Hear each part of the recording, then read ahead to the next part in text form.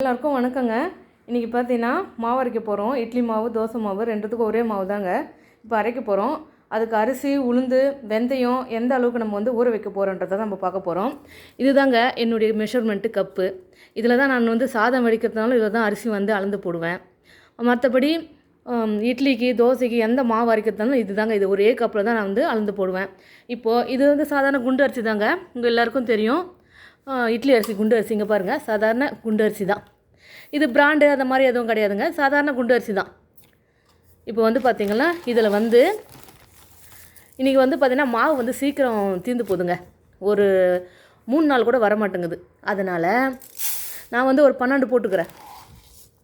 இதில் ஒரு 12, 2, 3,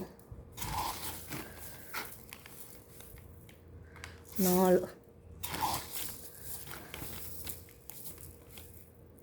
5, 6,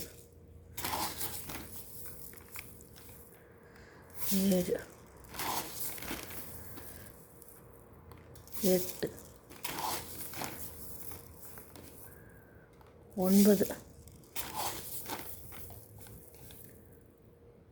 10, 11. இங்கே பாருங்கள், 12 போட்டாச்சு. 12 இதில் நான் 12 போட்டிருக்கேன். இது உளுந்து.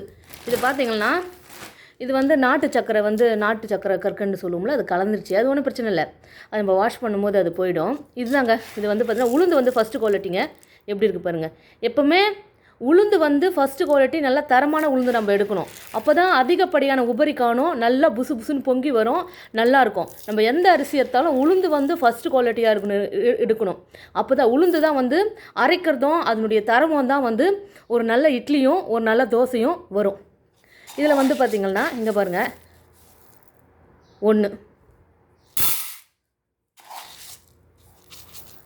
இங்கே பாருங்கள், இது போதும், அவ்வளோதான், முடிஞ்சுது.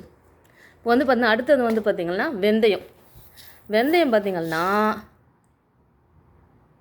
1, 2, 3, சரிங்க, இன்னும் கொஞ்சம் போட்டுக்கலாம். ஒரு 4 ஸ்பூன் வெந்தயம், அவ்வளோதாங்க. இதெல்லாம் எடுத்து வச்சுட்டாச்சு, இதெல்லாம் எடுத்து வச்சாச்சு. இப்போ பார்த்திங்கன்னா 12 டம்ளர்.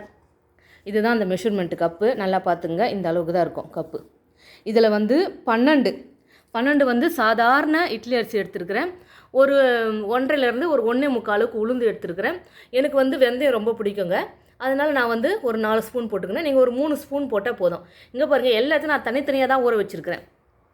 இப்போ எல்லாத்தையும் கழுவிட்டு நம்ம ஊற வச்சிட்டோம்னா ஒரு 3லேருந்து 4 மணியில் அதை நல்லாவே ஊறி வந்துடும். அதுக்கப்புறம் நம்ம என்ன பண்ணுவோம், முதல்ல வெந்தயத்தை அரைச்சிக்கணும்.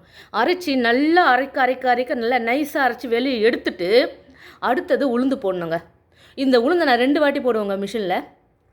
கிரைண்டரில் இந்த உளுந்தை நான் 2 வாட்டி போடுவேன். இதை நல்லா அரைச்சி எடுத்துட்டு ஃபைனலாக தான் அரிசி போடுவோங்க.